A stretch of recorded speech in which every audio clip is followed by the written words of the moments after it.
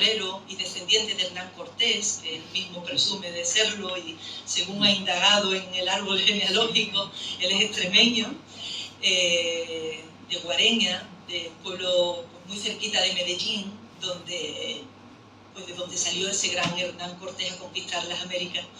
Y bueno, pues alguna conexión habrá. No sabemos si realmente de sangre. Era una aventura demasiado arriesgada y loca, recorrer 8.000 kilómetros a caballo sin sustento económico, sin apoyo de ningún tipo. Esta es una de esas metas más que ha conseguido. Y bueno, pues hoy la va a compartir con todos vosotros.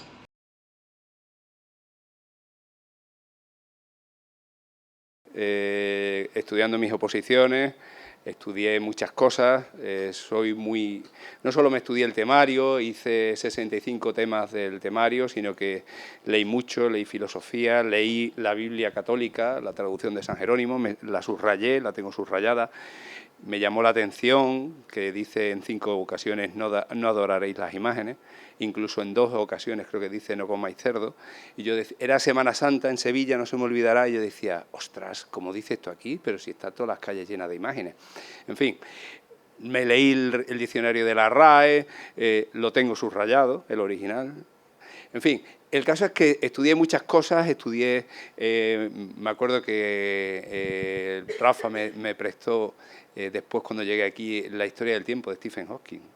Y, en fin, leí muchas cosas que para mi sorpresa estaban en el Corán. Y yo dije, bueno, y escribí en el cuaderno que tengo de donde me iba estudiando las oposiciones, escribí una cosa que fue, si apruebo las oposiciones, hago shahada, me hago musulmán y hago la peregrinación a la Meca como la hacían los antiguos andalusíes a caballo.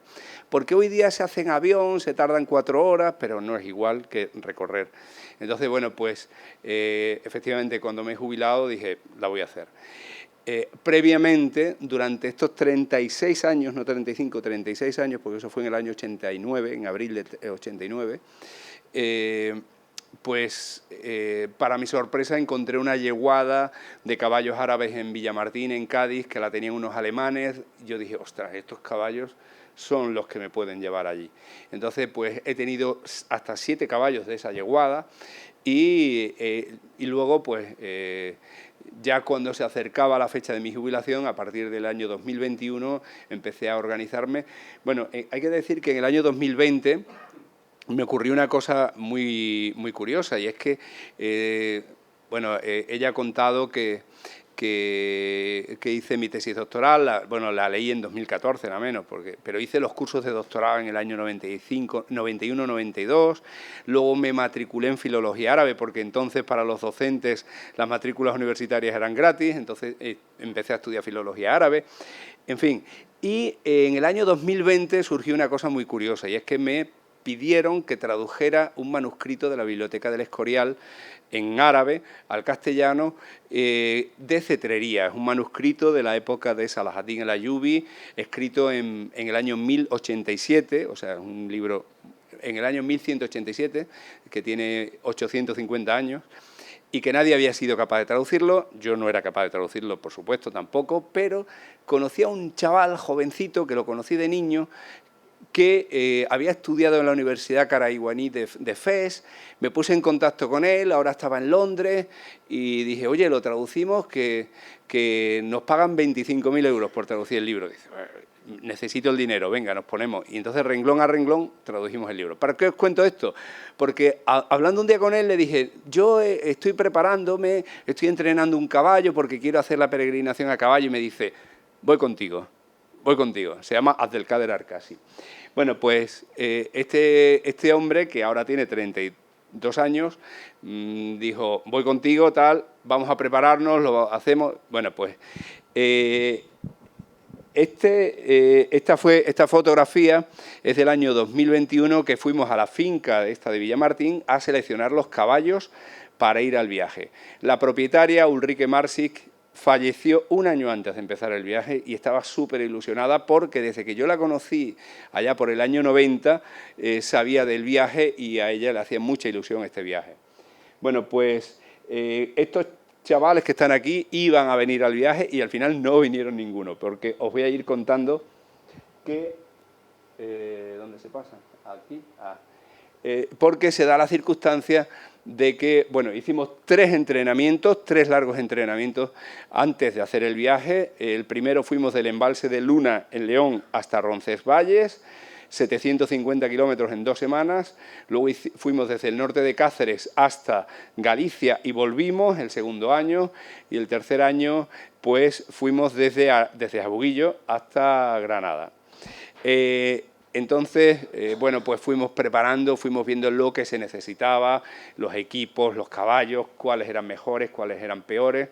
La dueña de la yeguada me dijo, coge el que más te guste, el que tú veas que tiene mejores posibilidades. Fuimos de las 70 yeguas que tenían allí, cogimos las que vimos que tenían mejores posibilidades y hicimos una selección. Este es el segundo entrenamiento, esta segunda foto. El que está a la derecha de la camisa blanca es Abdelkader y en medio está Torben, un chaval que se llama Ismael y yo. Bueno, pues fuimos haciendo la selección del equipo, lo que se necesitaba, etc. Contaros,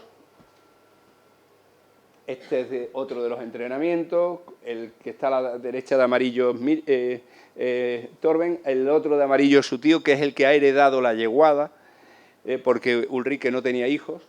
Y bueno, esto es ya llegando al Pirineo. Fuimos los 6 los que hicimos el entrenamiento. Curiosamente, han llegado 5 yeguas, que las 5 están en esa fotografía. Bueno, pues antes del viaje se puso en contacto conmigo una empresa de Arabia Saudí de publicidad. Nos dijeron que teníamos que hacer un club hípico y darnos de alta en Hacienda, en Seguridad Social, ¿qué más? Abrir una cuenta bancaria, que nos mandaron un contrato por el que nos iban a financiar el viaje con 200.000 euros. Entonces se apuntó todo el mundo. Venga, vamos al viaje. Bueno, pues una semana antes de empezar el viaje, ya teníamos la fecha puesta, tal, me llaman y me dicen que no creían que fuéramos a llegar y que no nos daban el dinero. Con lo cual, pues casi todo el mundo se echó para atrás, menos Abdelkader, que sigue ahí con su camisa blanca, es que le gustan mucho las camisas blancas, va siempre, todo el viaje ha ido con camisas blancas, siempre que ha podido. Abdelkader dice, ¿qué vas a hacer? Digo, yo voy. Dice, yo también voy. Digo, ¿de verdad? Dice, sí. ¿Qué dinero tienes ahorrado? 1.500 euros. Venga, ponemos 1.500 euros cada uno. Uno de los que iba a venir dice, yo no puedo ir, pero tengo un amigo de Granada que tiene 26 años, que ha estado trabajando en Suiza, que tiene ahorrado dinero, que dice que también va. Venga, pum, y vino. Entonces fuimos 3, y bueno, y Bushay, que muchos lo conoceréis, que es un albañil que vive en Abuguillo, Bushay Yadil, que estaba arreglando el patio de mi casa, me escucha y dice, oye, ¿yo puedo ir con vosotros? Digo, porque estaba hablando con Abdelkader que necesitábamos un coche de asistencia, que el coche de asistencia es el mío, claro. Entonces, bueno, dice, yo llevo el coche. Bueno, pues venga. Así se formó el equipo. Eso es la yegua en mi casa el día antes de salir, muy descansada. Y bueno, y esto es en Almonaster. Fuimos de Abuguillo al Almonaster el primer día. Y luego ya el día 13 de octubre, en las jornadas islámicas del Almonaster, hicimos la salida oficial desde la mezquita del Almonaster, de donde saldrían hace 800 años a hacer un viaje parecido al nuestro. Vino el que está aquí a la derecha de la fotografía, es un hombre, Mohamed Mesbahi, que el hombre mide 1,96, pesa 140 kilos y bueno, aunque llevaba 2 caballos, yo sabía que no llegaba y bueno, y efectivamente los caballos no llegaron. En fin, ¿dónde se pasa? Aquí. Bueno, esto ya es... bueno, hay que decir que las primeras etapas por Extremadura, y yo he atravesado Extremadura a caballo para preparar el viaje. Yo siempre pensé que iba a hacer el viaje solo, realmente, y yo de hecho estaba dispuesto a hacer el viaje solo, pero claro, Abdelkader me dice, no, yo voy contigo, y luego ya este otro chaval también. Bueno, pues las primeras etapas yo me las conocía, porque ya las había hecho, y yo había calculado unos 40 o 50 kilómetros diarios. Bueno, pues esto es en una almazara en ruinas que hay en Villafranca de los Barros. Por tanto, las primeras etapas estaban bastante bien planificadas y ya las había yo hecho solo, ¿eh? Pero en este caso, pues con mis compañeros. Como podéis ver, buscábamos siempre un lugar donde hubiera un poquito de hierba, aunque llevábamos el coche de asistencia precisamente para llevar la comida de los caballos, la nuestra y una tienda de campaña y el equipaje. Los caballos se quedan en un cercado electrificado, con una cinta electrificada, una batería y se quedan ahí por la noche. Todo eso ya lo habíamos planificado en esos viajes previos, claro. Y las yeguas estaban acostumbradas a quedarse en el cerramiento ese. Veis que esto es en mi pueblo natal, en el olivar de un primo hermano mío, en fin, y veis que las yeguas pues se quedan en el cercado eléctrico. Ahí en la casa de mi primo. Bueno, pues atravesamos Extremadura, por supuesto por Medellín, la tierra, como dice Loli, de mi antepasado Hernán Cortés, ahí con la estatua de Hernán Cortés y el castillo de Medellín.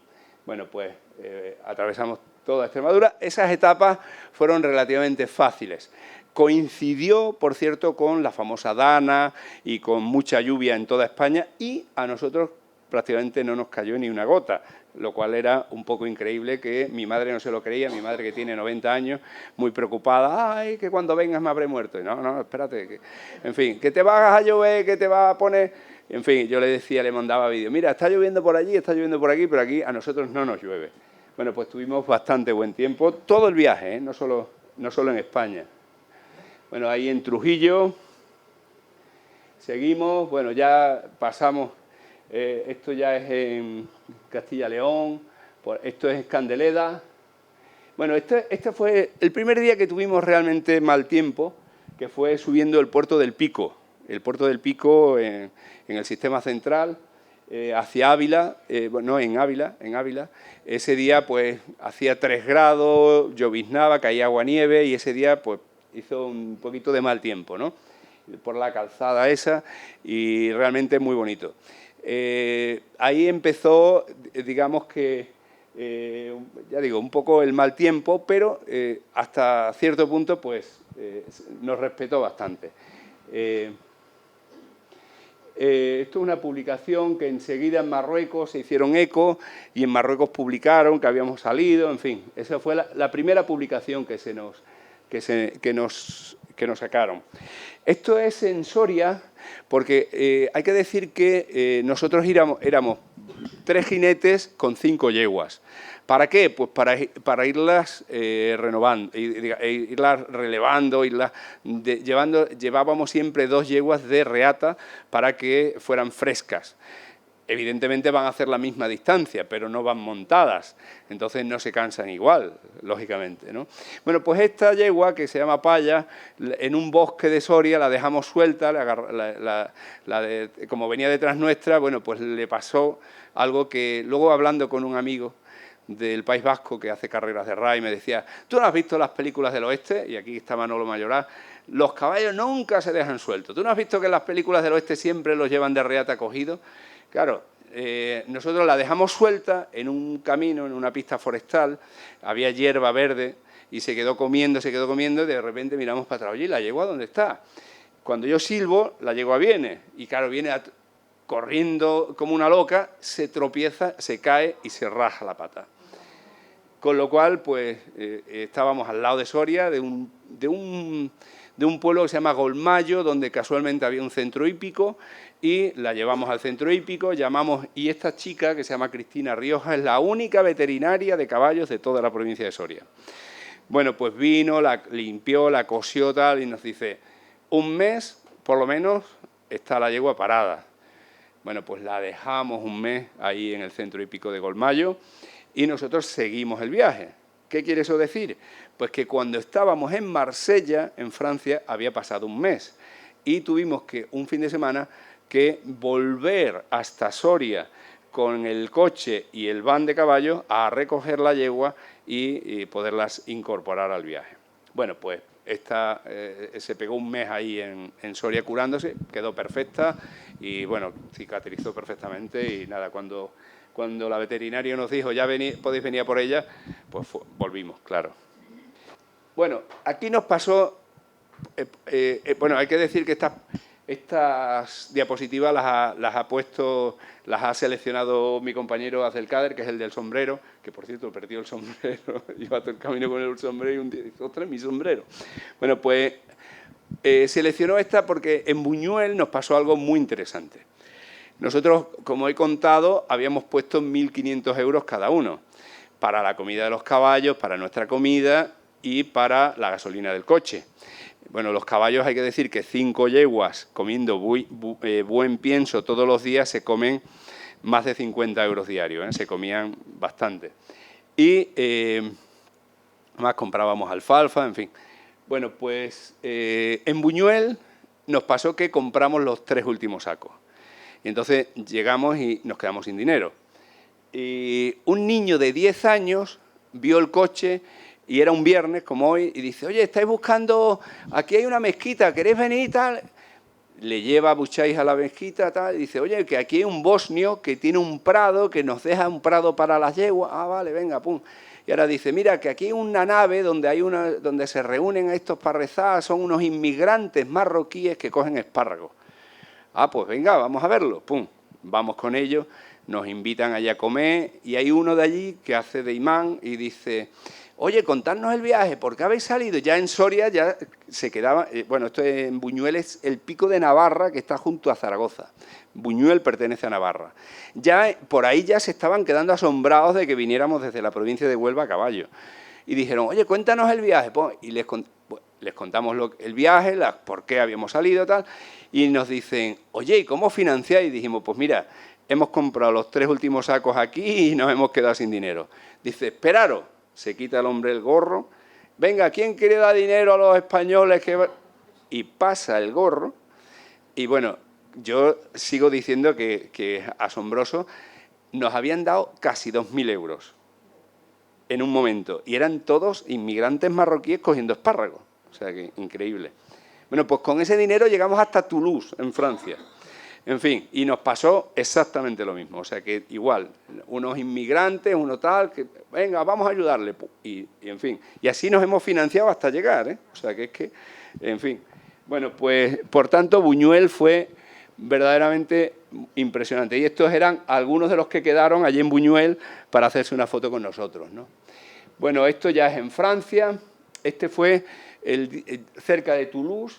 El día que se retiró este hombre grandote, que tenía los caballos, la verdad es que fatal. Entonces, bueno, pues el hombre ya se retiró, por ahí por los Pirineos, realmente muy bonitos, los paisajes, una de las cosas más bonitas del viaje han sido los paisajes. Bueno, y esta fotografía es porque el que os he nombrado, Abdelkader, que vive en Londres, que es ese chico joven, resulta que le llaman, oye, su mujer, oye, que el casero nos dice que tenemos que dejar el piso en Londres, que tenemos que buscar otro apartamento, que nos tenemos que mudar, y se fue a Londres, con lo cual estuvo un mes fuera. Y quedamos solamente el chavalito joven, que es el del gorro amarillo, y yo, con 4 yeguas y Bucháis con el coche. O sea que esa fue una etapa verdaderamente muy dura. Y sobre todo, la parte de Francia. Bueno, este era un hijo de un republicano español, nos fueron ayudando mucha gente y yo lo que hacía era que la gente que nos ayudaba, como no tenía nada para darles, porque no tenía dinero ni teníamos nada para darles, yo lo que hacía era que les hacía retratos a carboncillo. Entonces, pues he ido haciendo retratos a carboncillo todo el viaje, que dije, cuando haga una publicación os saco a todos. La verdad es que tengo 86 retratos, no sé si la publicación entera va a caber. Y bueno, esto fue ya en Italia, que de las muchas cosas que nos han pasado, se nos averió el coche, se le fue el embrague, en fin, ese coche que está ahí aparcado ahora. Esto fue, officina en italiano significa garaje, en fin, es uno de esos. Bueno, es que antes están desordenadas las diapositivas. Esto es una de los recorridos que hemos hecho por Francia es a través del canal de Midi. No sé si conocéis el canal de Midi. El canal de Midi es un canal que hicieron en el siglo XVIII en Francia para conectar el Mediterráneo con el Atlántico y que la Armada francesa pudiera cambiar de mar, digamos, sin darle la vuelta a la península ibérica. Entonces, bueno, pues en las márgenes tiene unos caminos, porque los barcos los tiraban con caballos, y entonces tienen unos caminos por donde hemos hecho pues algunos cientos de kilómetros. Y bueno, tenía la cosa chula de que por lo menos vas por caminos de tierra, porque hay que decir que en Francia casi todos los caminos agrícolas están asfaltados. Entonces es un rollo para los caballos porque gastan muchas herraduras. Nuestros caballos iban con vidias, pero que son unas piezas metálicas que se ponen en las herraduras, pero tuvimos que herrar 7 veces. Entonces, bueno, pues por lo menos por ahí íbamos casi siempre por caminos de tierra, ¿no? Y bueno, hay que decir que una de las cosas que decía antes a Teleracena cuando me entrevistaban es las buenas personas que hay en todos lados, porque nos invitaron en muchísimos sitios, en Francia, en Italia, bueno, aquí también en España, a dormir, a comer, a cenar, gente maravillosa. Esto fue un centro hípico en Italia, esta mujer se llama Ana Carentino, y resulta que nos invitó a quedarnos allí, tenía unos apartamentos, nos dejó los apartamentos, no nos cobró nada, en fin, y nada, y la verdad es que ya ahí, si salimos en octubre, ya ahí empezaba a hacer bastante frío. Bueno, antes de entrar en Italia, no he contado, es que están desordenadas las diapositivas, creo, ¿no? Sí, esta es la entrada en Italia. Hay que decir que de lo más difícil del viaje ha sido la travesía de los Alpes.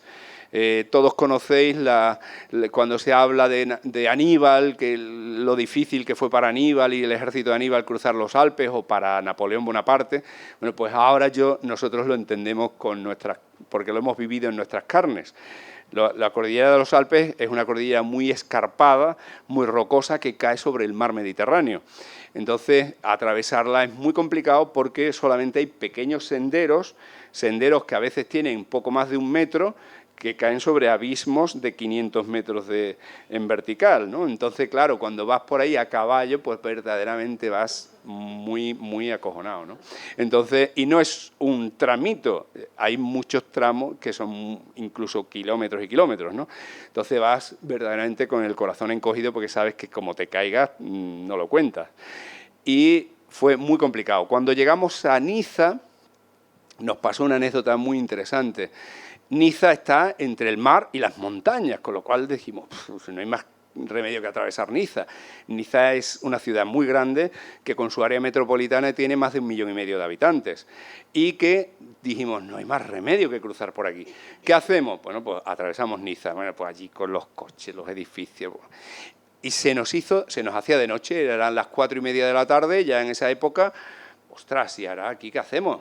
Bueno, pues y ya el granadino, que yo sé que está aquí Angus, pero es que no, que tiene muy mala follada, la verdad. Muy mala. El granadino, ¿y ahora dónde vamos a dormir? ¿Dónde vamos a dormir? Estamos aquí en medio, no podemos aparcar los caballos como si fueran coches, no sé cuánto. Bueno, pues desde el caballo le pregunto a un hombre que venía por la acera.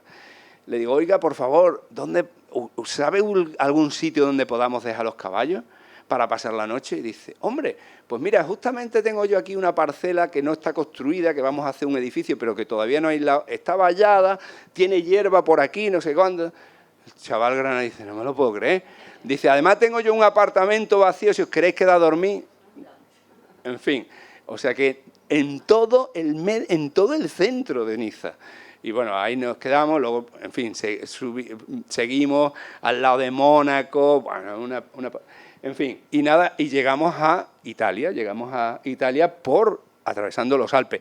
Ya ahí nos nevó por primera vez, un poquito, no mucho, pero hacía frío. Es que no he contado que además de ir por esos senderos estrechos en los Alpes y con el abismo al lado, encima había hielo, con lo cual dices tú, veremos a ver cómo escapamos.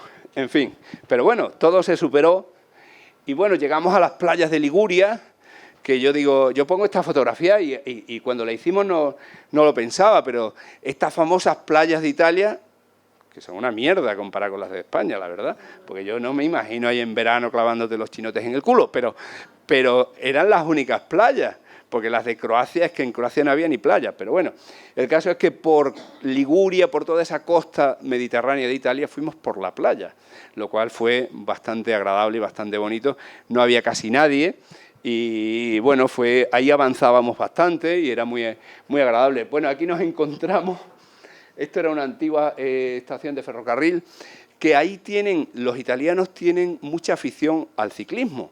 Entonces tienen muchos carriles bicis y tienen cientos de kilómetros de un carril que va por aquí, por la costa, por San Remo, y hicimos varios días, ya digo, cientos de kilómetros, por un carril bici que nos dijeron que podíamos pasar, o sea, que para nosotros fue fantástico, porque además también había muchos túneles y tal, que los pasamos con los caballos por ahí, por ese carril, ¿no? Que antiguamente pasaba el ferrocarril. Y bueno, esto es uno de los muchos. Hay que decir, en toda Italia, ya era pleno invierno, ya era todo diciembre, en toda Italia, entramos por Francia y salimos por Eslovenia, nunca tuvimos que poner la tienda de campaña, o sea que siempre nos invitaron de centro hípico en centro hípico, o sea que había, como Manolo Mayoral, mucha gente que decía, bueno, venga, quedaros aquí, pum, y íbamos de centro hípico, ¿a dónde vais? 40 kilómetros, llamaban por teléfono o llamaba yo, pum, pum, venga, veniros, pum, y fuimos, pum, pum, pum, pum, pum, pum, no montamos la tienda de campaña ni un solo día. Y bueno, hacía ya mucho frío, por ahí veis la hierba ya todo con escarcha y bueno, hacía bastante frío. Esto fue una publicación que nos hicieron en La Estampa de Milán. Ya el primer periódico que nos sacó fue La Estampa de Milán, porque ya digo que por ahí por Italia ya estaban como un poco asombrados de que viniéramos desde España y nos sacaron un artículo en La Estampa de Milán.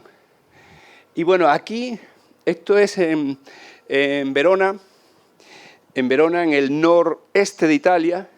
Aquí, el que está ahí con el abrigo blanco y la bufanda negra a mi lado, ese se llama Abderrahman El Mutiri. Ese es un famoso influencer saudí.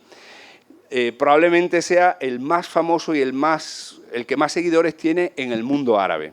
Bueno, pues este hombre nos llamó cuando estábamos en Francia y nos preguntó que cómo podía ayudarnos. Y yo le dije, hace mucho frío, tráenos una caravana para dormir. Dice, porque dijo que nos quería grabar. Dice, yo os quiero grabar, pero ¿a cambio qué queréis?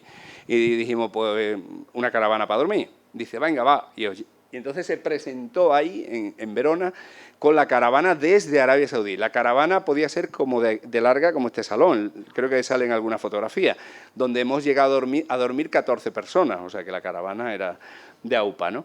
Entonces, bueno, pues se presentó este hombre que sin duda ha sido una ayuda increíble, ha sido una ayuda enorme. Eso ya era la mitad del viaje, más o menos la mitad del recorrido. Y de hecho la caravana empezamos a usarla en Eslovenia, que era aquí. Esto ya es la entrada en Eslovenia. Por supuesto, ahí ya hacía bastante frío. Ya volvió justamente en Verona, en la fotografía anterior, se me ha olvidado decirlo, que volvió Abdelkader. Y Abdelkader volvió, ay, es que no sale en la foto, ahora lo veréis en alguna fotografía. Me dice Abdelkader, ya voy de vuelta, va, ¿qué llevo? Y digo, mira, vamos a comprar unas buenas botas para montar, que no se nos congelen los pies, porque cuando uno va montado, si alguno, salvo Manolo y José Luis, alguno de vosotros monta a caballo, en invierno se quedan los pies fríos, porque vas montado, no los mueves. Entonces, claro, ya empezaba a hacer -6, -8 grados y los pies se nos quedaban helados. Entonces, Abdelkader trajo unas botas Eagle con 3 capas de cuero y borreguito por dentro. Y entonces yo le dije, venga, dame los números. Y le dimos los números y dije, compra un número más. Dice, ¿que compre un número más para qué? Digo, para ponernos calcetines. Y de hecho, normalmente íbamos con 3 pares de calcetines de lana, porque es que hacía mucho frío. Bueno, pues en Eslovenia ya hacía bastante frío, pero más para adelante todavía más. Bueno, esto es Croacia. Croacia, desde mi punto de vista, es una mierda, nada más que había rocas y espinos, no había ni hierba. El karst, no sé si sabéis lo que es el karst, la roca caliza, se filtra el agua, no hay ni un charco, no había agua para los caballos por ningún lado, en fin. Y se nos rajaban todos los chaquetones de los espinos. Y además hacía un viento, porque se forma un viento que viene de los Alpes por el Mediterráneo, con las islas de la costa de Dalmacia, que vimos trailers volcados, casas de madera que se las había llevado, y un día, que por ahí hay algunos vídeos en internet, nos teníamos que agarrar al cuello de los caballos porque el viento nos caía. O sea, era horroroso el viento que hacía en Croacia. Croacia fue una experiencia un poco dura. Y bueno, esta es la costa de Croacia, este es Abdelkader. Esas son las famosas botas, menos mal. Y bueno, esto es también por Croacia, cerca ya de Dubrovnik. porque atravesamos toda Croacia hasta el sur. Porque nos dijeron que en el sur había un puesto fronterizo que era el único que tenía frontera con Bosnia con veterinario. Ahora os contaré la aventura. Bueno, pues ahí vino ya una yegua alazana, que voy montando yo, que se llama Pachida, que vino a mitad del viaje porque otro saudí nos preguntó, ¿cómo os puedo ayudaros? Yo digo, otra yegua, para irla renovando, ¿no? Entonces nos mandó esta otra yegua, que por cierto era de la misma yeguada y que estaba en Alemania. Y nos la trajeron desde Alemania hasta allí. Bueno, esto es en Croacia. Veis que nada más que hay piedra, es que nada más que había piedra, es que no había ni una brizna de hierba, nada más que había piedra y un frío y un viento horroroso. Este pueblo, Ervenik, está en Croacia y fue para nosotros un poco impactante, porque estaba todo destruidas, las casas rotas de la guerra de los Balcanes. Y qué increíble casualidad que era un 18 de enero y ahora empezaron a venir coches y dijimos, ¿esto qué es? ¿Esto qué es? Bueno, pues resulta que el 18 de enero de exactamente 30 años antes hubo una matanza de croatas a manos de los serbios en ese pueblo. Entonces se celebraba el funeral y bueno, pues qué casualidad que fuimos a llegar a ese pueblo de Ervenik el 18 de enero. En fin, y a nosotros nos impresionó, pero todavía nos impresionó más lo que veríamos en Siria. Pero bueno, esta mujer se llama Liuba, es una mujer croata chilena. Fuimos a comprar pienso en una ciudad croata que se llama Sinj y resulta que esta mujer era veterinaria.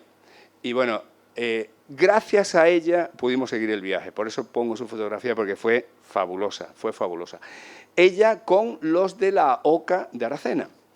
Bueno, ¿qué pasa? Pues que al pasar de Croacia a Bosnia, bueno, toda la legislación internacional está hecha para que los caballos viajen en algún medio de transporte. Viajen en camión, en van, en avión o como sea. ¿Y qué ocurre? Pues que cuando fuimos a cruzar la frontera de Croacia con Bosnia, nos dicen en la frontera veterinaria, bueno, a ver, pasaporte, tal, vacuna, el tracer internacional. Aquí lo traemos. No, el tracer tiene que ser máximo de 4 días. Oiga, venimos a caballo. No, dice, no, el tracer tiene una validez de 4 días. Tú no puedes venir, que venimos desde Andalucía, desde España, no, en 4 días no llegamos hasta aquí. No, pues me tienes que dar un tracer de 4 días. En fin, el transportista, código de transportista, matrícula de no sé qué, el transportista, carné de transportista. Que no hay transportista. No, es que si no el programa, el informático no... Bueno, tuvimos que dejar las yeguas en Croacia, en el hipódromo de Sinj, a cargo de esta mujer, y unos bosnios que nos conocieron por internet nos dijeron, nosotros os prestamos nuestras yeguas que hacen RAI. Entonces atravesamos Bosnia y Serbia con las yeguas prestadas por ellos, mientras que esta mujer arreglaba los papeles para que pudiéramos pasar nuestros caballos hasta Turquía.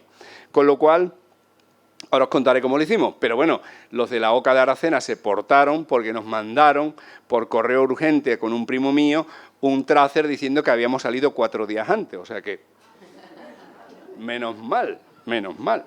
En fin, y pudimos entrar con nuestras yeguas en Turquía. Bueno, esto era la frontera de Bosnia.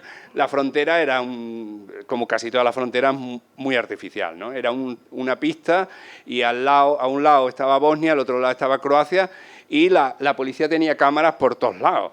Entonces, nada más que entrabas al lado de Bosnia, pues venía un coche de policía. Oiga, que no podéis entrar ahí. Falta uno. ¿Cómo sabe que falta uno? Sí, porque venís 4, falta uno. El del coche, ¿dónde está? Estáis cagando. Eso es Bosnia, no puede entrar en Bosnia. Literalmente. Eso que se venga para acá. Oye, Buchay, vente, que no puedes cagar en Bosnia, vente a cagar a Croacia. Así, era horroroso. En fin. Y nada, nos tenían súper vigilados. Que no nos colamos, hombre, que no. Bueno, esto vino aquí este hombre, el Mutiri, venga, pues, vestiros, que vamos a hacer fotos. En fin. Y bueno, esto fue el día que entramos en Bosnia. Entramos en Bosnia y estos son los del Club Hípico de Sarajevo, que nos dejaron sus caballos para que pudiéramos seguir en Bosnia. La verdad es que se portaron súper bien, súper bien. Bueno, tanto es así que Abdelkader ha estado esta semana con ellos porque bueno, hicimos mucha amistad con ellos y de verdad que Bosnia, digo que es el país más bonito de Europa, ¿eh? El más bonito, las montañas, las ciudades, la gente, una maravilla. Bueno, esta fotografía está hecha sobre el famoso puente de Mostar. El famoso puente de Mostar, y ahí lo veis detrás del puente de Mostar con las yeguas bosnias. Y bueno, Bosnia, bellísima, preciosísima, pero Bucay iba con el coche y decía, oye, que el coche marca -15, al mediodía, ¿eh? Al mediodía, ¿eh? O sea, un frío terrible. Íbamos con no sé cuántas capas y bueno, ahí veis que no es tontería, vamos, que el frío era horroroso. Cuando atravesamos Sarajevo, íbamos saliendo de Sarajevo y nos dicen, oye, que os está llamando el alcalde. El alcalde, sí, que quiere conoceros. Vamos a perder un día. No pasa nada, venga, vamos a perder un día. Bueno, pues nos recibió el alcalde de Sarajevo, que fue, digamos, la primera persona, entre comillas, importante que nos recibió. Y nos recibió en la biblioteca, en la famosa biblioteca de Sarajevo, desde donde retransmitía los partes de guerra, de la guerra de los Balcanes, Pérez Reverte. Bueno, pues una de las cosas que nos dijo el alcalde de Sarajevo fue que la reconstrucción de ese edificio lo pagó la cooperación española, o sea que lo hizo España, en época de Zapatero, y que estaban encantados con los españoles. El hombre estuvo con nosotros, nos invitó a almorzar, nos enseñó la ciudad, se vino con nosotros toda la tarde, nos invitó a cenar, en fin, y yo no dejo de decir que, y aprovecho que está aquí Manolo, la gente por la calle, cómo le saludaba, las reverencias que le hacían. Yo dije, ¿cómo le quieren? ¿Cómo quieren a su alcalde? Increíble. En fin, que aquí también sé que a Manolo le pasa, ¿eh? Bueno, pues ahí lo tenéis, en la biblioteca de Sarajevo. Bueno, esto es uno de los muchísimos cementerios que hay en Sarajevo. Pero debajo de esa cúpula está enterrado el primer presidente de Bosnia, Alija Izetbegović. Y nos hicimos esa foto y la pongo porque el que está en medio es un soldado que, por lo visto, era su guardaespaldas. Entonces, de las cosas que a mí me ponían el pelo de punta era que ese hombre estaba allí permanentemente, todos los días, al lado de la tumba del presidente bosnio. Fue su guardaespaldas en vida y muerto vigilaba la tumba con una fidelidad impresionante. El hombre tiene 78 años, me parece que decía, y estaba allí el hombre con el frío que hacía todos los días en la tumba de su presidente. Increíble. Bueno, pues Bosnia nos impresionó muchísimo y este es Mutiri, Abderrahman el Mutiri, que hizo una fiesta porque en Bosnia vienen de vacaciones muchos árabes y tenía él muchos amigos árabes que estaban allí en Bosnia y dice, vamos a hacer una fiesta para recaudar dinero para vosotros y para financiar que las yeguas puedan ir desde el hipódromo de Sin hasta Edirne en Turquía. El viaje en camión cuesta 15.000 euros, que nosotros, por supuesto, no teníamos y que ese día nos lo pagaron. Nos dieron un sobre, toma, 15.000 euros. Entonces, bueno, pues la verdad es que se portaron con nosotros maravilloso, porque desde luego no teníamos para eso. Bueno, pues Bosnia era todo así, ¿eh? Todo así. Bosnia era todo así, un frío espantoso, muchísimas montañas, bellísimos los paisajes y bueno...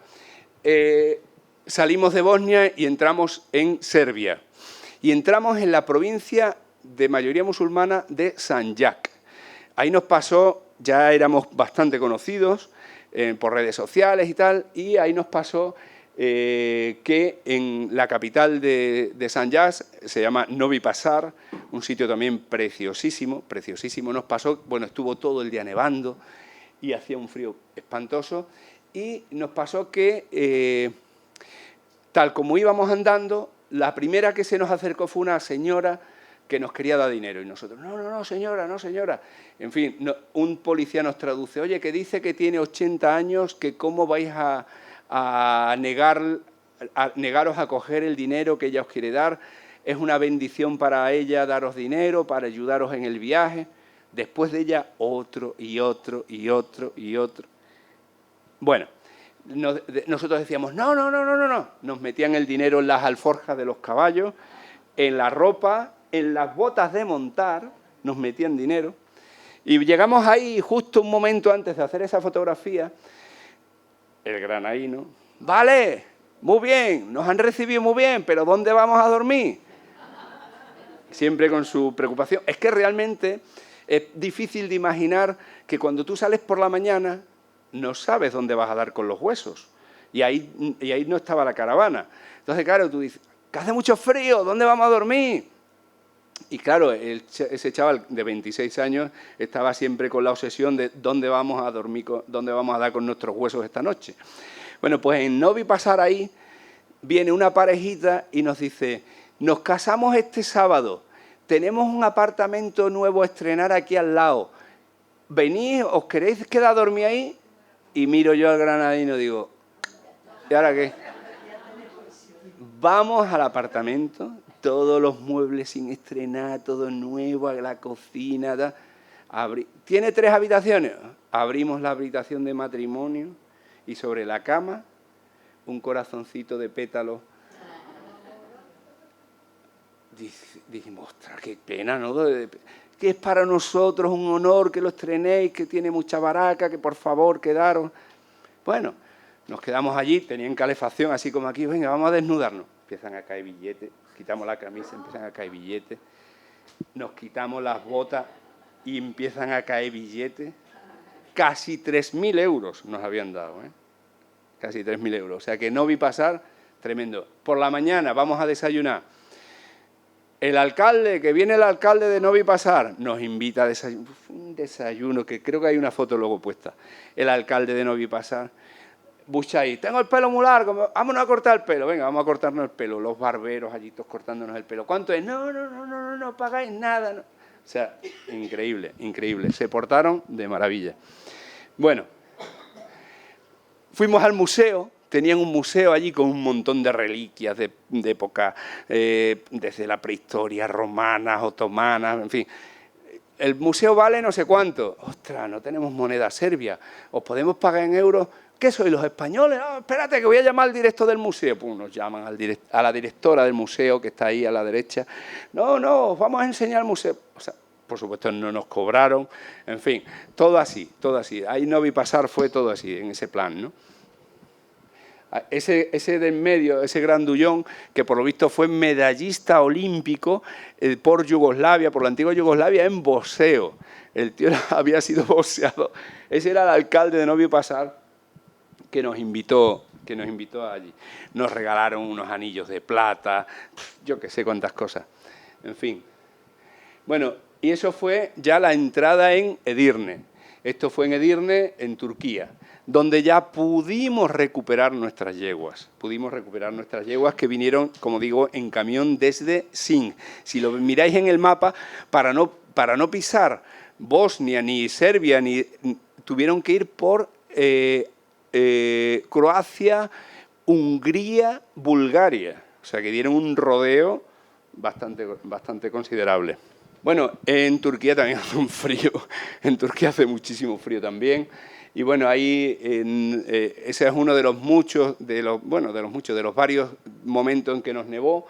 Eso es en el centro de Turquía. En Turquía nos invitó a cenar el presidente Erdogan. Nos recibieron 2 ministros turcos. En fin, Turquía fue... Nosotros entramos en Turquía el primer día de Ramadán. Entonces estuvimos montando en Ramadán. Ni un día más tuvimos que hacer de comer. Todos los días nos traían el desayuno, la cena, no sé cuánto. Sonaba la caravana, ya dormíamos en la caravana, sonaba la caravana, abríamos una bandeja, los policías, en fin, nos pasaron muchísimas anécdotas en Turquía, muchas muy divertidas. Turquía preciosísima, a mí me recordaba mucho a España, la interior, la meseta, muy parecida, los montes Tauros, en fin. Y nos pasaron muchas anécdotas en Turquía. Os voy a contar algunas, ¿no? En Turquía, bueno, una que me gusta mucho es un día que íbamos por un pueblo y viene un niño Bueno, hemos aprendido muchos idiomas, hemos aprendido muchos idiomas con tantos meses de viaje. Viene un niño, Svani, Svani, sí, sí, sí, dur, para. Y va en una bicicletita vieja, una bici, y dur, no, dur. Se va con la bicicletita, una bicicleta de estas como las que había aquí en España antigua, con un transportín atrás.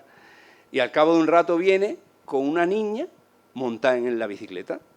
Y ahora la niña empieza a hablar con nosotros en inglés y decimos, ¿tú cuántos años tienes? Dice, yo tengo 8 años. Ah, ¿y tu hermano? No, mi hermano tiene 10.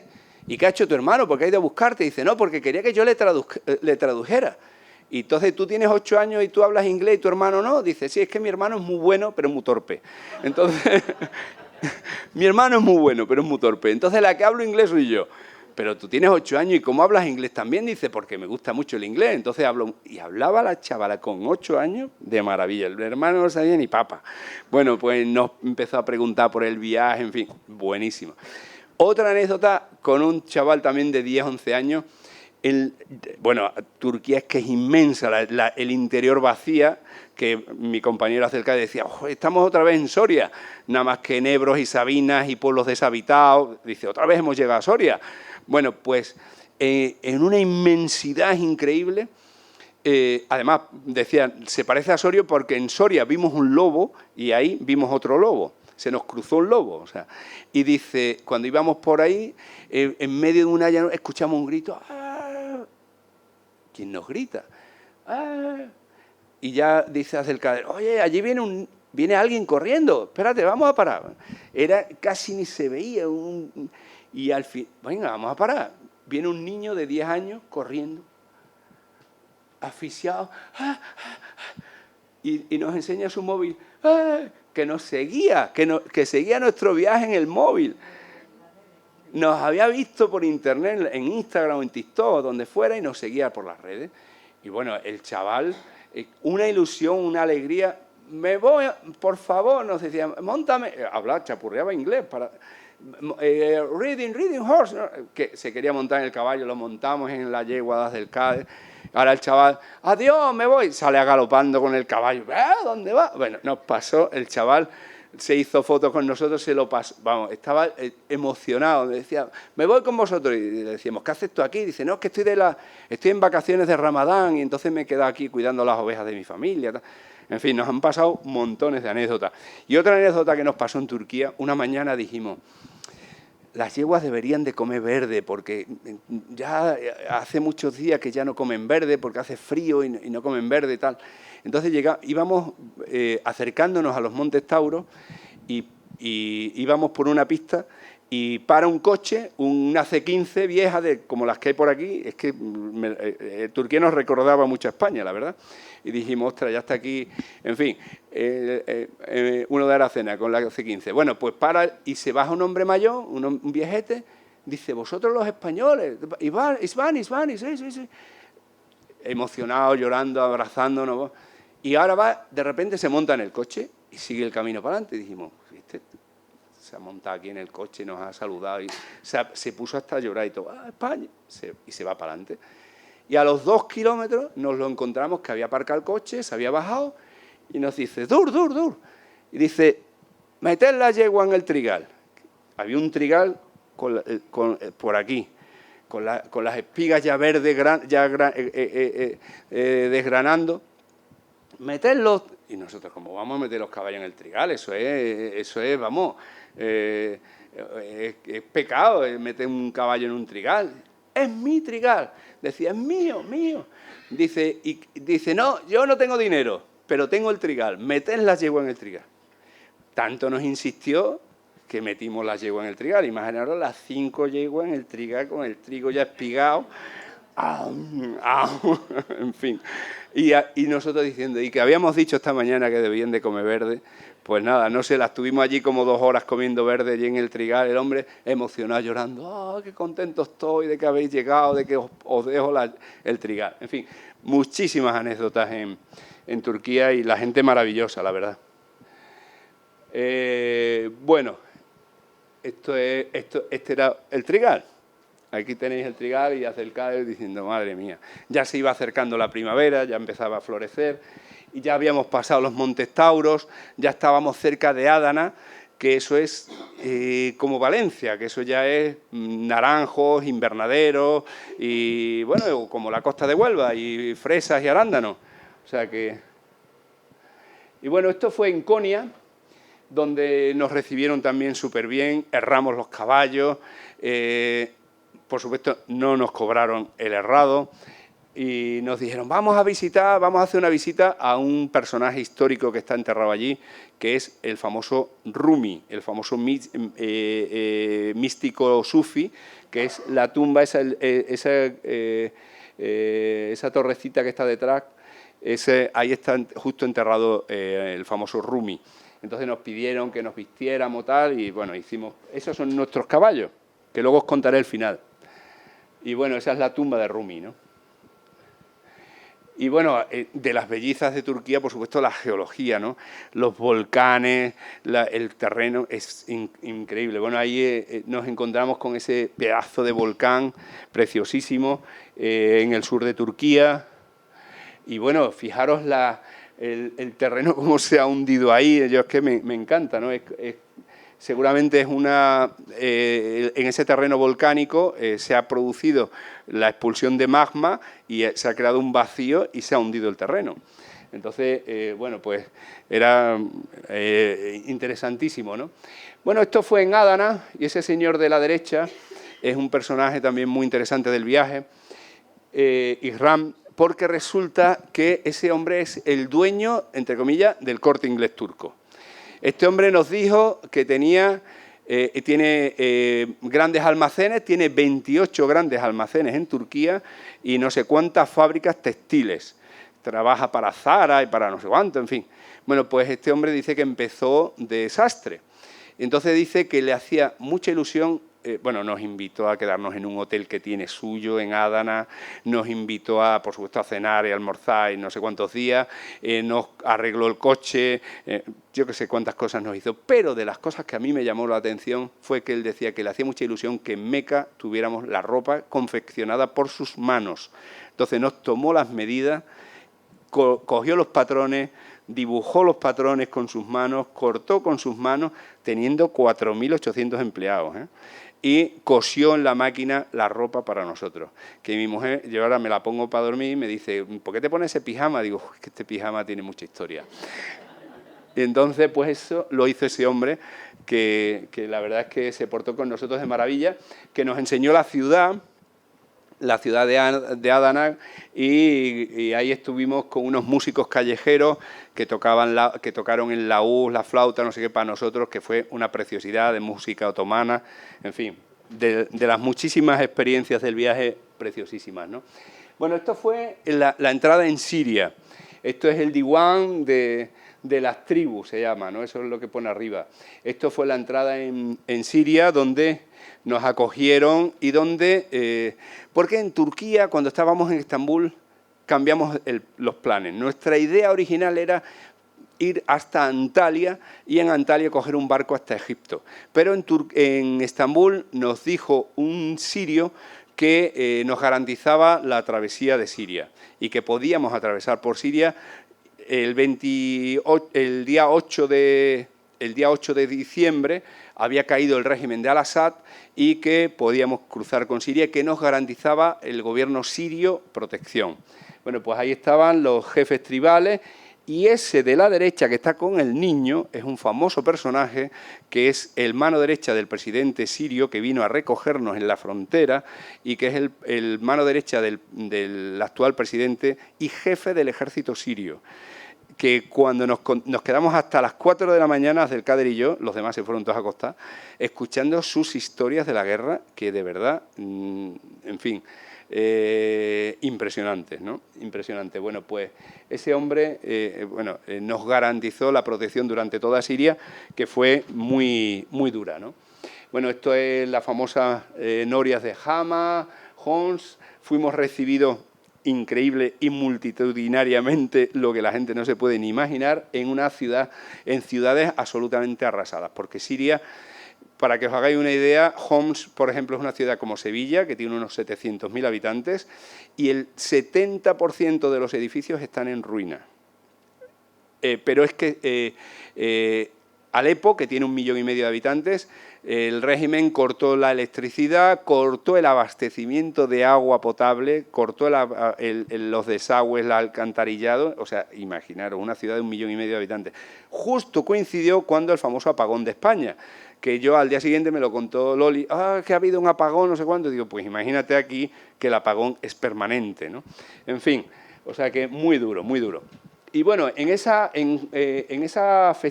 fiesta de Homs se celebraba el 14 aniversario de una matanza que hizo ahí el régimen y tal, y que nos invitaron al escenario que estaba ahí en medio del famoso reloj de Homs, donde, como no se fiaban mucho, algo que yo he contado luego, no lo contaba allí, pues nos pusieron unos escoltas, uno aquí pegado y otro aquí pegado. O sea, que íbamos andando por las calles con uno aquí pegado y otro aquí pegado, porque no se fiaban de que todavía había elementos del antiguo régimen y que podían atentar contra nosotros, ¿no? Que decía Buchay, dice, esto ni el rey de España, yo no he visto nunca al rey de España con un tío aquí pegado y otro tío aquí pegado. En fin. Bueno, pues con nuestros caballos llegamos hasta la mezquita omeya de Damasco, ¿eh? Y allí nos esperaba el embajador de España. Nosotros no llevábamos una bandera española desde España, pero nos la trajo el embajador, que se llama Joan Pons, y que vino a vernos hasta allí, ¿no? Bueno, pues esto es el patio de la mezquita omeya, y esto es el alminar. Nos recibió, por supuesto, el alcalde de Damasco, nos dio una invitación especial. La mezquita estaba cerrada, tal, pero nos invitaron a subir incluso arriba, al alminar, a la tumba de Saladino, en fin, a muchísimas cosas. Y estos son 3 ministros sirios que nos recibieron. El ministro de Infraestructura, el ministro de Cultura y el ministro de Deportes. El ministro del Medio, de Cultura, vaya tío culto. Yo me he quedado pasmado, porque no solo sabía la historia del Andalus con todos los periodos, sino que incluso me hablaba de las guerras carlistas del siglo XIX. Yo decía, ojalá nuestros alumnos supieran tanto. Y, por supuesto, de la historia de Siria, vamos, pues el tío súper culto. La verdad es que digo, con razón es ministro de Cultura.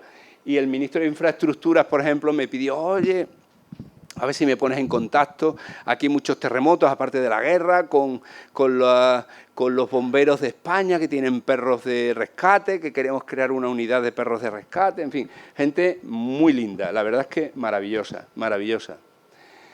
Y entre la mucha gente que nos recibió el patriarca ortodoxo de Damasco, que es ese hombre que está ahí, que nos enseñó la catedral ortodoxa de Damasco, en fin, y que nos contó, porque se puso en contacto con nosotros, que de las muchas llamadas de estas que te sorprenden, ¿no? Y dice que era tradición durante la época otomana que cuando los peregrinos iban a caballo por Damasco, los ortodoxos con los coros de niños cantores salían a cantarles a la puerta de Sharia, la puerta de Oriente, y que sentía mucho que lo iban a hacer, lo habían pensado y lo habían planificado. De hecho ya lo habían dicho a los niños que nos iban a cantar, lo cual habría sido maravilloso, pero justo, ¿qué ocurrió? Que murió el Papa de Roma. Entonces decían que estaban de luto y que no podían cantar, pero que nos recibían en la catedral. O sea que también esta gente súper lindos, vamos, súper lindos.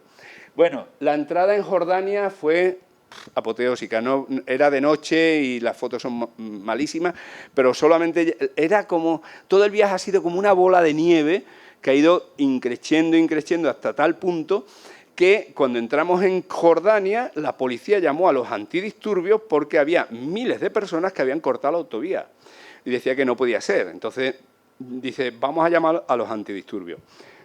Tremendo. Y bueno, ahí se presentó un jordano con una pick-up, con agua, con alfalfa para los caballos, en fin, y nos acompañó, bueno, pues, y que íbamos por el desierto. Ya eso era, ya Jordania era puro desierto, puro desierto. Había algunos oasis que tenían agua y que aprovechábamos, pero... Y nosotros en Jordania ya era, porque era tremendo, es que hay por ahí vídeos que lo podéis ver, bueno, ¿cómo deciros? Cada 2 kilómetros nos invitaban a desayunar. Es que de verdad, o sea, íbamos por la carretera y vamos, unas mesas allí puestas con hummus, con aceitunas, con té, con pan, con no sé cuánto. Pararos a desayunar. Es que hemos desayunado hace 2 kilómetros. Pararos un poquito. A los 2 kilómetros otra vez. Pararos a desayunar. Pero que hemos desayunado ya 3 veces. No, o sea, ya decidimos ir por el desierto, porque es que no se podía ir al lado de las carreteras o por los pueblos. En los pueblos nos paraban los colegios. Los niños que os quieren ver, entrad al colegio. Dijimos, así es que no avanzamos, tenemos que... Y entonces pues decidimos ir por medio del desierto. Y en fin, y así llegamos hasta Arabia Saudí. Y entramos en Arabia Saudí. Y bueno, cuando llegamos a la frontera de Arabia Saudí, el jefe de la policía con un ramo de flores, con regalos para nosotros, con colonia, en fin, de esas que llevo puestas, en fin, el caso es que nos recibieron, bueno, pues aquí lo estáis viendo, eso es un camello entero hecho en una olla gigantesca, bueno, ahí me llama un señor libanés, un libanés cristiano maronita, y me dice, oye, ¿cómo habéis conseguido entrar en Arabia Saudí con los caballos? Digo, pues que nos ha recibido el jefe de la policía, es que no nos han pedido ni los papeles de los caballos. Dice, yo llevo 20 años intentándolo y no he sido capaz. De hecho, hay una ley que prohíbe expresamente que entren caballos en Arabia Saudí procedentes de Siria, Jordania o Egipto.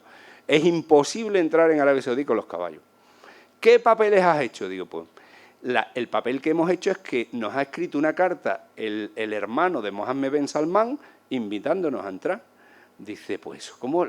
Bueno, el caso es que entramos en Arabia Saudí con los caballos. Y bueno, ya ahí había, bueno, este es Abderrahman El Mutiri en Medina. Los vídeos, pues si los buscáis en Snapchat, pues tienen 60, 70, 80 millones de visualizaciones. O sea, que yo creo que es que las autoridades saudíes dirían, ¿cómo no les vamos a dejar si vienen desde España?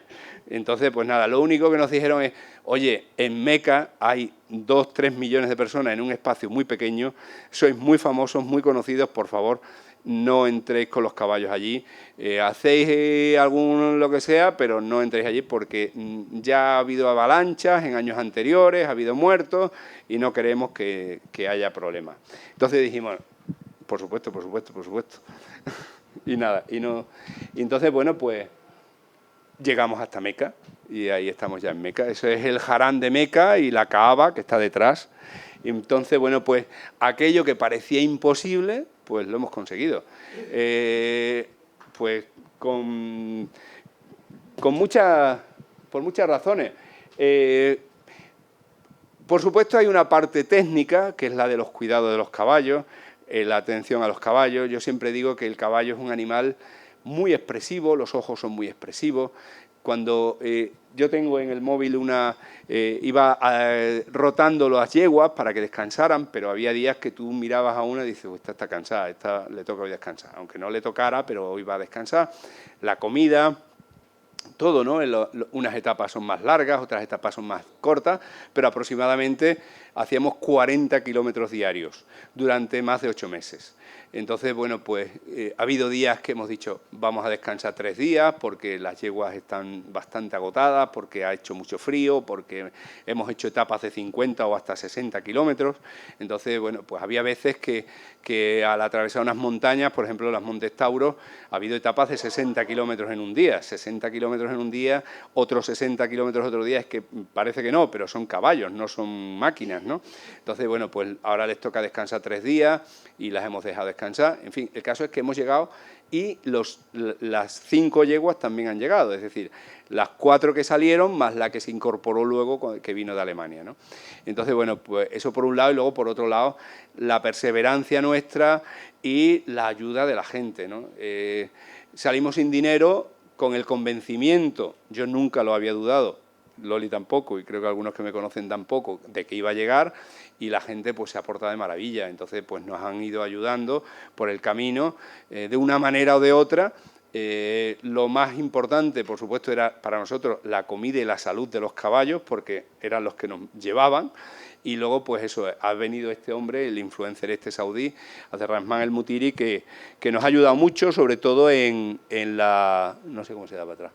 Pues eso, con la caravana, para dormir calentitos. Y bueno, hay que decir que no solamente trajo la caravana tirada por un coche, quiere decir que venía un conductor, que además era cocinero, y venía un cámara de fotografía y un cámara de vídeo, y él. O sea que ha venido todo un equipo. Desde que él vino nunca más hemos cocinado. O sea que nos hemos pegado 4 meses largos. Bueno, luego cuando llegamos allí, yo me he quedado un mes más para solucionar el tema de las yeguas y del coche. Había un equipaje que queríamos mandar para España, que eran las monturas, nuestras monturas que hemos hecho tantos miles de kilómetros con ellas, no las queríamos dejar allí, las empaquetábamos en caja, tal, las llevamos a una agencia de transporte de DHL. Oiga, ¿cuánto vale manda esto a España? Nos dieron 4.700 euros. 4.700 euros. Y bueno, y entonces me puse en contacto con una naviera y digo, ¿y cuánto vale mandar el coche? Me dijeron 3.300. Dijimos, pues todo al coche, y mandamos el coche. El coche estaba hecho polvo, porque ha hecho 8.000 kilómetros en segunda tirando de un van. Entonces, y con bucháis de conductor. En fin, el coche estaba hecho mixto. Tenía, bueno, cuando lo llevé aquí al taller me dijo el mecánico, ¿lo tiramos o qué hacemos con él? Digo, hombre, repáralo, que vale mucho un coche nuevo. Dice, pues no sé ni por dónde empezar. Tenía roto el palier, la dirección, el embrague, los airbags, los cinturones, yo qué sé, tenía todo roto. Bueno, lo hemos reparado y nada, ahí está el coche. Y bueno, pues el asunto último que estará en la mente de muchos de vosotros. ¿Qué ha pasado con las yeguas? ¿Qué hemos hecho con las yeguas? Bueno, pues ese libanés que os nombré, cristiano maronita, me dice, os las compro. Digo, bueno, pues venga. Dice, pero compro 4. La más joven no la quiero, bueno, pues la más joven está allí todavía. Ayer esas 4 yeguas llegaron a Londres. O sea, las ha mandado en avión a Londres. Y me ha dicho que le ha costado 75.000 euros mandar las 4 yeguas a Londres, más lo que nos ha pagado a nosotros por las 4 yeguas. Entonces, se la hemos vendido al libanés, que evidentemente las valora muchísimo. Nosotros no teníamos esos 75.000 euros para traérnoslas para España, obviamente.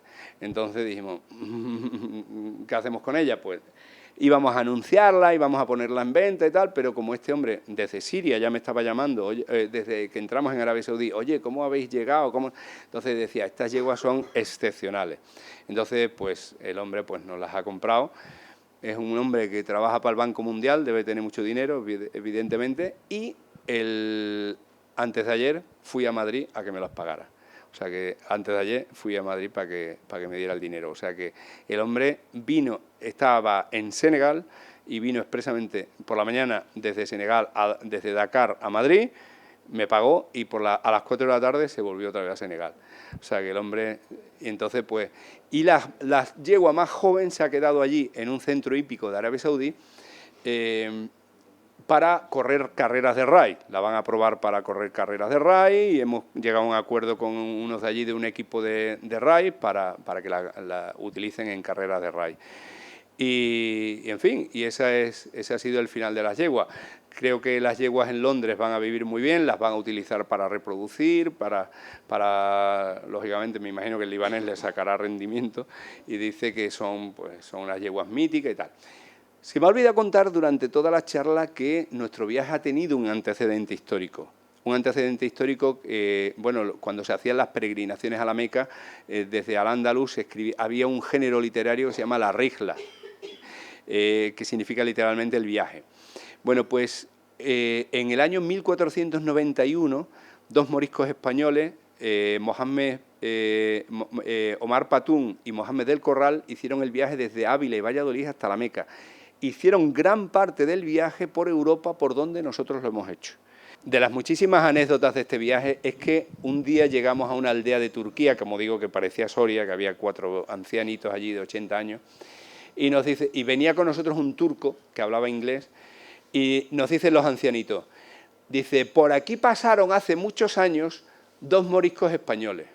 Y dije, no puede ser, ¿eh? Sí, nos lo contaba nuestro abuelo, no sé, que no puede ser. Y yo ya me he quedado, bueno, yo he ido haciendo un diario, que luego lo he pasado, de hecho algunos de los que están aquí lo habéis leído. Bueno, yo me he quedado todo el tiempo con la cosa en la cabeza de, ¿serían Omar Patún y Mohamed del Corral? Que fueron efectivamente en nuestro recorrido, porque en el diario viene el recorrido que ellos hicieron, y pasaron por Konya, pasaron por muchísimos, por Adana, por muchísimos de los sitios por donde hemos pasado nosotros, por Damasco, en fin. Pasarían por esa aldea de Turquía y todavía en la memoria colectiva estaba que por ahí habían pasado ellos. La verdad es que me resulta sorprendente, porque hace 500 años, ¿no? Pero que ellos pensaran, que ellos decían que sí, que por aquí pasaron 2 moriscos españoles. Y yo digo, no sé si será imaginación de ellos o que efectivamente recordaban todavía que hubieran pasado por allí, porque que yo sepa, y lo he investigado mucho, no ha pasado ningún otro. Bueno, pues nada, ese ha sido nuestro viaje, un viaje, pues ya digo, con nuestras yeguas de más de 7.200 kilómetros y hemos atravesado 12 países y ya digo, nosotros lo hemos hecho gracias a la ayuda de la gente, que hay muy buenas personas por todos lados y ha sido una experiencia verdaderamente maravillosa. Así es que muchas gracias por venir. Algunos de los que habéis sido mis profesores en el instituto, no de alumnos, sino de los que he aprendido a ser profesores. Y bueno, pues siempre he valorado mucho mi trabajo en el instituto y la labor de profesor. Y bueno, pues hoy de algún modo lo he vuelto a revivir. ¿Qué fue del granaíno? El granaíno llegó, el granaíno llegó, esta es la fotografía esa ahí en Meca, y nada, cumplió 27 años en el viaje, y nada, y el hombre pues muy bien, el granaíno llegó, se llama Tarek Rodríguez Fernández, granaíno.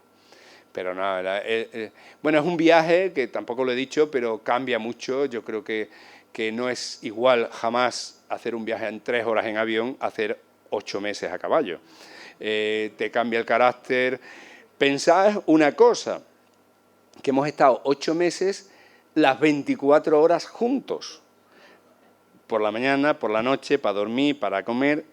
Entonces desarrollas una paciencia especial, porque es que tú quieres mucho a tu mujer o tú quieres mucho a tus hijos y estás 24 horas y acabas teniendo roces, acabas discutiendo, pues hemos tenido que desarrollar mucha paciencia, eso mejora mucho el carácter de las personas, porque las personas se conocen muchas veces y con la convivencia o te casas o viajas, dice el refrán, ¿no? Entonces, pues viajar de ese modo pues ayuda mucho a mejorar el carácter y luego uno entiende muchas cosas, por qué se hacen esas peregrinaciones, por qué se hacen esos viajes.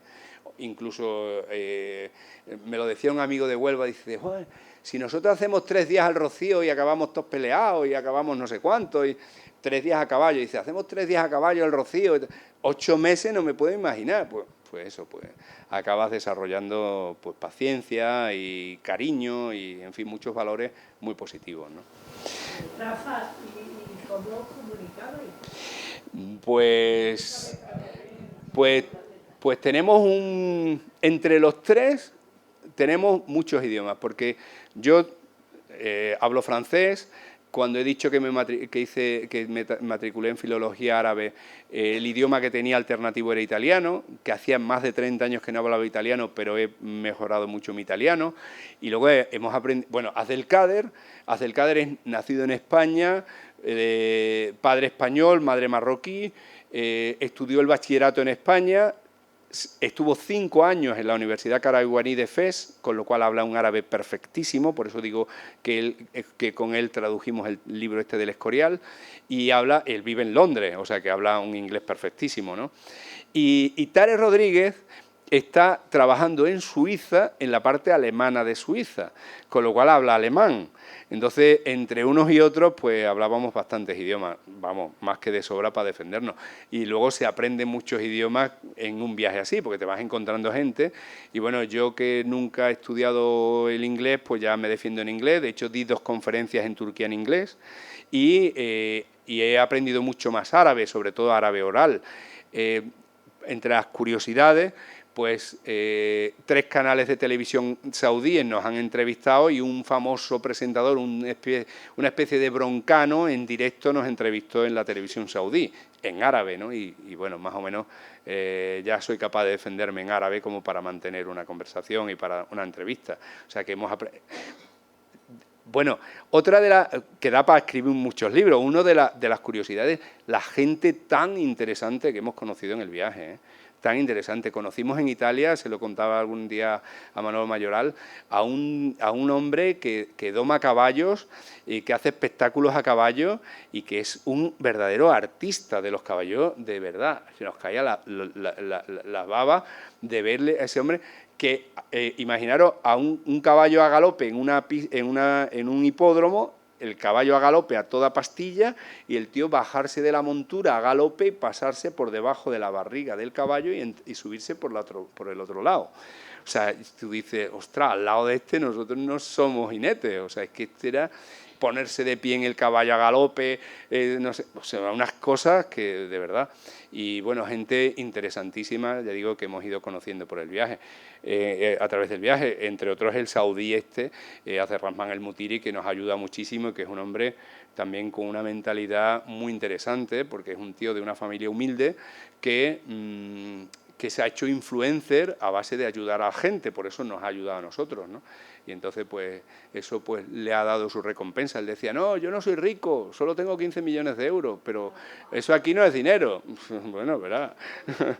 Pero, o sea, y un tío de una integridad increíble, increíble, ¿no?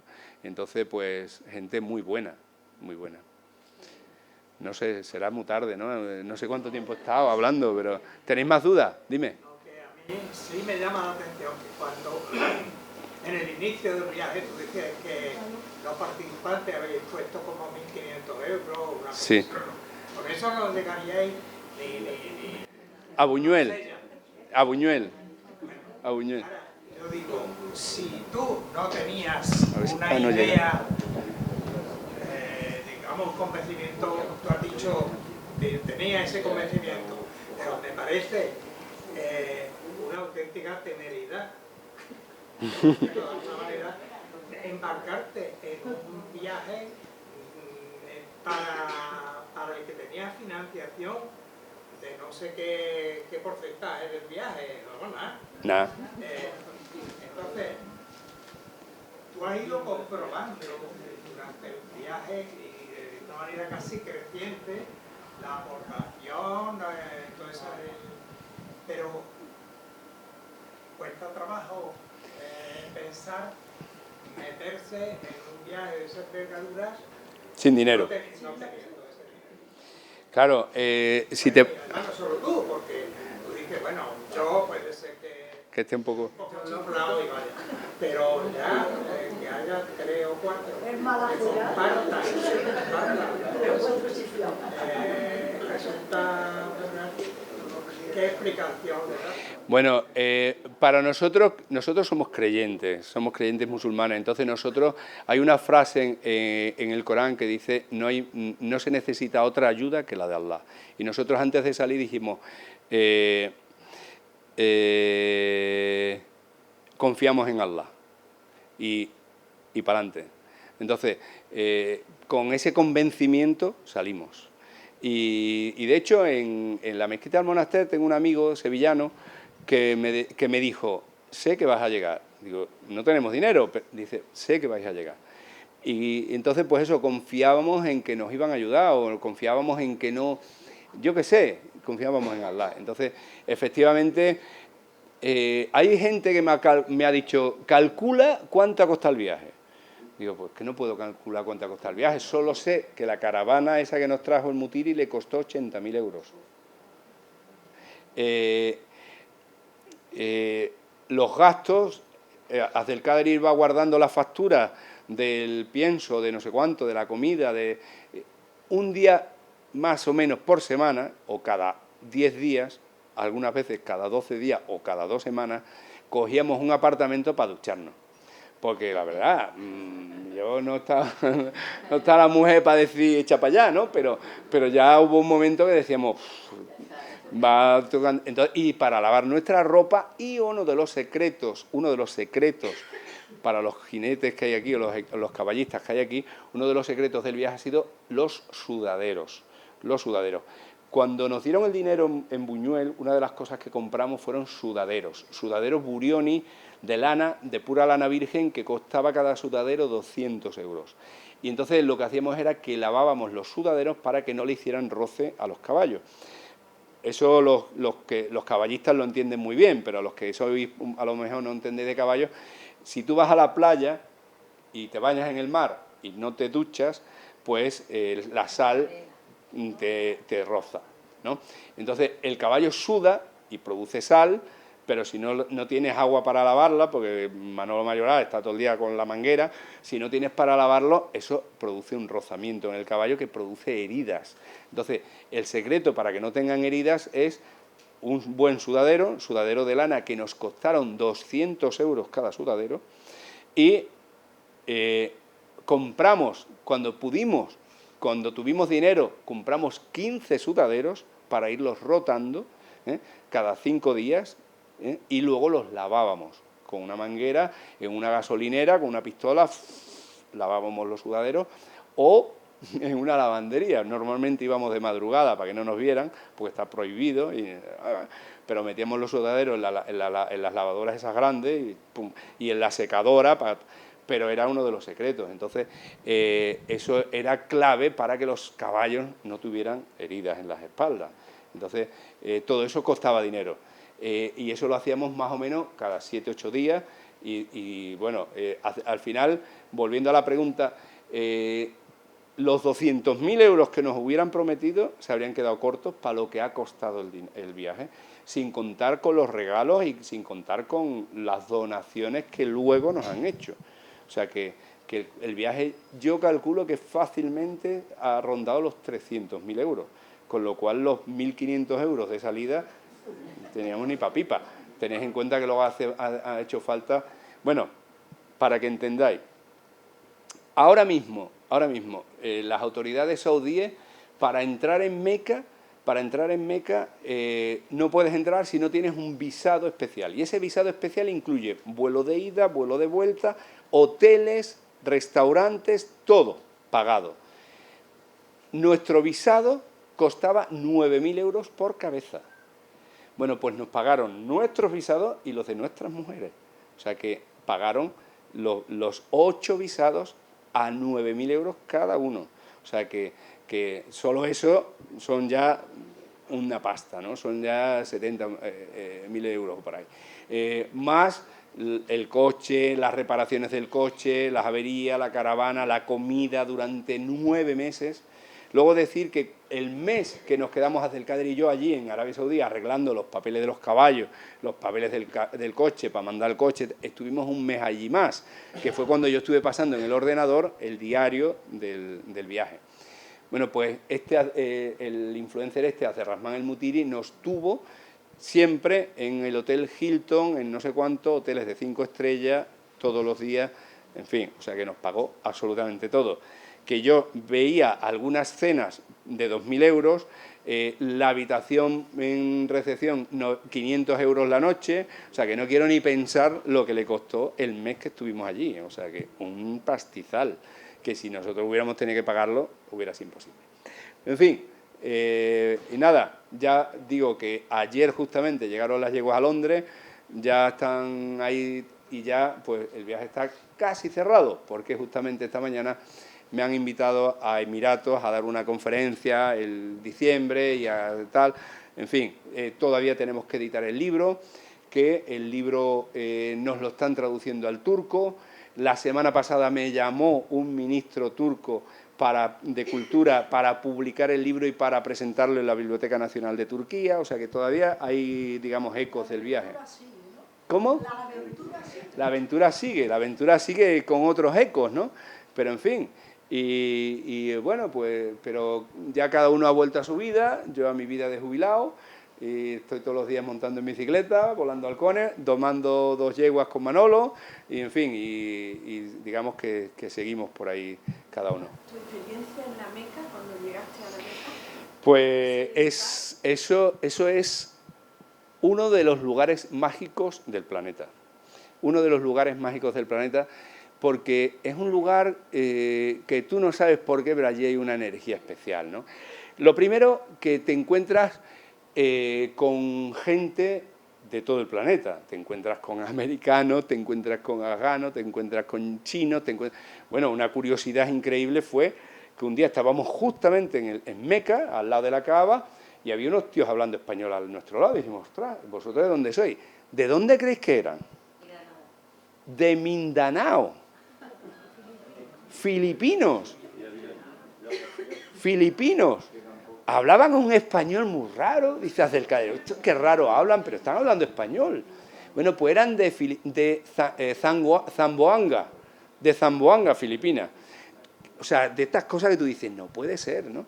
En fin, entonces, es un lugar realmente mágico, ¿no? Y estar en Francia decíamos, ¡ay, qué lejos está! En Italia, y llegar y tocarlo, dices tú, ostras, es que es indescriptible, ¿no? Después de tantos meses de viaje, de tantas penurias, de tantas alegrías también, ¿no?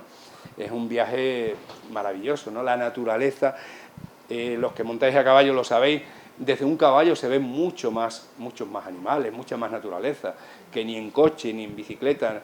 Entonces, pues ya digo, hemos visto 3 lobos, corzos, ciervos, yo qué sé, un montón de animales, ¿no? Piaras de jabalíes que se te cruzan en Turquía, en fin, muchas anécdotas de ese tipo, ¿no? Nutrias en el agua, en fin, muchas anécdotas de una naturaleza que tú vives y que no hay otra forma de verla como no sea a caballo, ¿no? Entonces, pues eso ha sido en ese sentido también maravilloso, ¿no?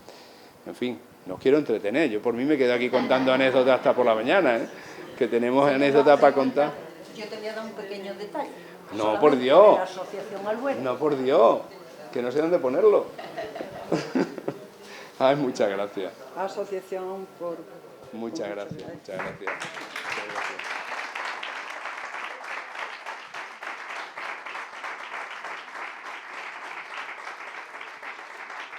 Bueno, las alcachofas.